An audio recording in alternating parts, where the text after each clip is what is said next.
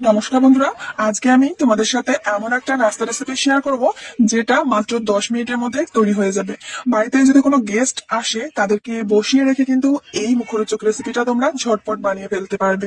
খেতেও ভীষণ মজার হয়, যে যে খাবে তোমার প্রশংসাই করবে। উপকরণও লাগবে খুব কম, সবই তোমার হাতের কাছে পেয়ে যাবে। তো চলো, সবার প্রথমে একটা মিক্সিং বোলের মধ্যে নিয়ে নেব ময়দা। ময়দার পরিবর্তে তোমরা এটা আটা দিয়ে করতে পারবে। স্বাদ মতো লবণ দিয়ে সাথে দেব সামান্য রান্নার তেল। এখন এই ময়দাটাকে খুব ভালো করে ময়ান করে নিতে হবে।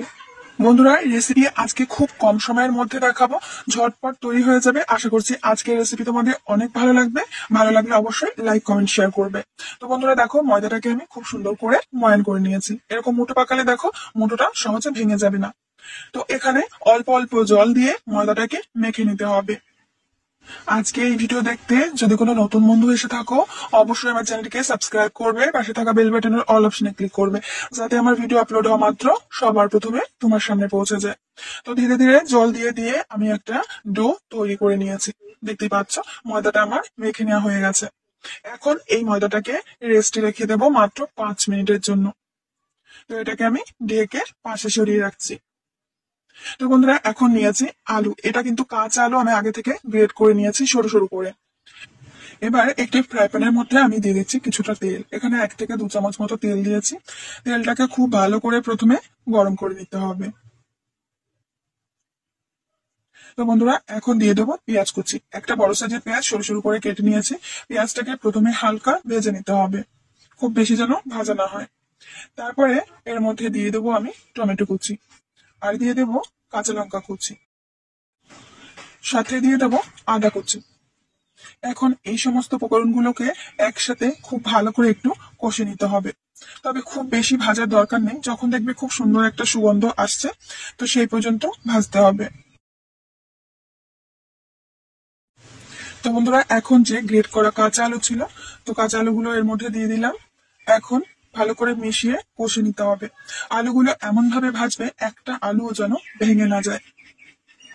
এবার দিয়ে দেবো স্বাদ মতো লবণ, দিয়ে দেবো রঙের জন্য সামান্য একটু হলুদ গুঁড়ো। এবার খুব ভালো করে নেড়ে চেড়ে মিশিয়ে আলুগুলোকে ভেজে নেব।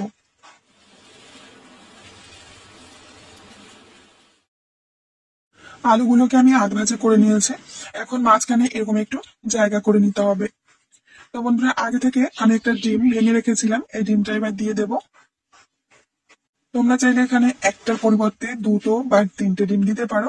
আমার কাছে একটাই ডিম ছিল বলে আমি একটা ডিম দিয়েই করে দেখাচ্ছি। খুব ভালো করে এবার আলুর সাথে মিশিয়ে নিতে হবে। বন্ধুরা, আমি শারীরিকভাবে খুবই অসুস্থ। ভিডিওটা আমার আগে থেকে করা ছিল, সেই ভিডিওটা আমি জাস্ট একটু ভয়েস দিয়ে তোমাদের সাথে শেয়ার করছি ভিডিওটা। আশা করছি রেসিপিটা তোমাদের অনেক ভালো লাগবে। ডিমের সাথে খুব ভালো করে মিশিয়ে নিয়েছি, দেখতেই পাচ্ছ। এখন দিয়ে দেবো চাট মশলা। চাট মশলাটা দিলে এটা একটু টক টক লাগবে, খেতেও বেশ ভালো লাগবে। পুরোটা আমাদের একেবারে রেডি হয়ে গেছে। এবার এদিকে যে আটাটা আমি মেখে রেখেছিলাম, এই আটা থেকে ছোট ছোট লেচি কেটে নিতে হবে। প্রথমে আটাটাকে আরো একটুখানি মেখে নিচ্ছি। আমরা ঠিক যেমন রুটি তৈরির লেচিগুলো কেটে নিই, তার থেকে একটু ছোট করে লেচিগুলো কেটে নিতে হবে। একদমই ঝটপট করে তৈরি করে নিতে পারবে, ভীষণ মুখরোচক হয় খেতে। তোমরা ডিমের পুর না দিয়ে এখানে চিকেনের পুরো দিতে পারো। তো বন্ধুরা, দেখতেই পাচ্ছ লেচিগুলো আমি কেটে নিয়েছি। এখন এখান থেকে একটা লেচি নিয়ে একটা রুটি বেলে নেব। আর রুটিটা কিন্তু গোল করে বেলবো না, একটু লম্বা টাইপের করে বেলে নিতে হবে। ঠিক আমি যেমনটা দেখাচ্ছি তেমনটা বেলে নেবে। আর রুটিটা খুব বেশি মোটা করবে না, একটু পাতলা করে বেলে নেওয়ার চেষ্টা করবে। বন্ধুরা, এখনো যদি ভিডিওতে লাইক না দিয়ে থাকো, প্লিজ একটা লাইক দিয়ে দাও। একটা ভিডিও তৈরি করতে সত্যিই ভীষণ কষ্ট হয়, তার পরিবর্তে শুধু চাই একটা লাইক, আর কিছুই না, আর ছোট্ট করে একটা কমেন্ট। তো আগে থেকে আমি যে পুরটা রেডি করে রেখেছিলাম, সেই পুরটা এইভাবে লম্বা লম্বি করে দিয়ে দেবো। তোমরা এখানে আলু ডিমের পরিবর্তে চিকেনের পুর দিতে পারো, সেটা আমি বললাম, তাতে খেতে আরো বেশি মজার লাগবে। তো এখন ভাঁজ করে নিতে হবে। একটা সাইডে এইভাবে একটু জল দিয়ে দিতে হবে, না হলে এটা ভাজার সময় খুলে যেতে পারে। তো একটা পাশ এইভাবে ভাঁজ করে দেবে, তারপরে অপর পাশটাও ঠিক এর উপরে এইভাবে ভাঁজ করে দিতে হবে। বন্ধুরা, আমি কালো রঙের একটি মেয়ে, আমার হাত দুটো তো কালো হবেই। আর সাথে গ্রামের মেয়ে, নানান রকমের কাজ করতে করতে হাতে অনেক সময় শাকের দাগ থাকে, কুমড়ি কচু এগুলো কাটতে কাটতে নখে দাগ হয়ে পড়ে। এর জন্য অনেকে অনেক রকম কমেন্ট করে, কমেন্ট গুলো পড়ে আমার ভীষণই খারাপ লাগে। মানুষের কাজ মানুষের কষ্ট এগুলো কি তার পরিচয় নয়? শুধু গায়ের রং আর নখের রং দেখলেই সব বিচার করা যায়? থাক সে কথা, আমি সবগুলো তৈরি করে নিয়েছি।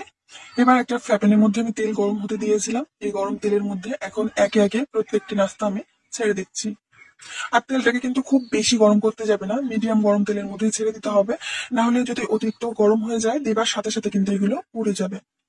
তো একটা পাশ যখন দেখবে হয়ে এসেছে, তখন এইভাবে উল্টে দিতে হবে। খুব অল্প সময়ে ঝটপট তৈরি হয়ে যাওয়ার মতো একটা রেসিপি, খেতেও দুর্দান্ত লাগবে। তোমরা অন্তত একবার এটা বাড়িতে ট্রাই করে দেখো। এখনো যে যে বন্ধুরা ভিডিওটিতে লাইক করনি, প্লিজ একটা লাইক করে দিও, ছোট্ট করে একটা কমেন্ট করে দিও যদি রেসিপিটা ভালো লাগে। একদম সহজ রেসিপি, কম সময় তৈরি হয়ে যাবে, খেতেও দুর্দান্ত স্বাদ। তো আমি দেখো উল্টে পাল্টে এটা ক্রিস্পি করে ভেজে নিয়েছি, এখন নামিয়ে নিচ্ছি। সরাসরি প্লেটের মধ্যে নামাবো না, প্লেটে একটা আমি পেপার দিয়ে দিয়েছি যাতে এক্সট্রা তেলটা টেনে যায়। তো বন্ধুরা দেখতেই পাচ্ছ কত সুন্দর অল্প সময়ের মধ্যে তৈরি হয়ে গেছে এই রেসিপিটা। আর তোমাদের আমি ভেঙেও দেখাচ্ছি একটা, এটা কতটা মজার হয়েছে। বাইরে থেকে ক্রিস্পি আর ভেতরে ফুলকো, ডিম আর আলু পুরে ভরা, খেতে দুর্দান্ত মজা লাগে। দেখতে পাচ্ছ ভেতরটা কত ফাঁপা হয়েছে, মানে ফুলে গেছে, আর বাইরেটা ক্রিস্পি হয়েছে। তো আমার প্রিয় বন্ধুরা, আমি আজ এখানে বিদায় নেবো, আবার আসবো নতুন রেসিপি নিয়ে। ততক্ষণের জন্য সবাই ভালো থেকো, সুস্থ থেকো, আর সকলকে সুস্থ রেখো।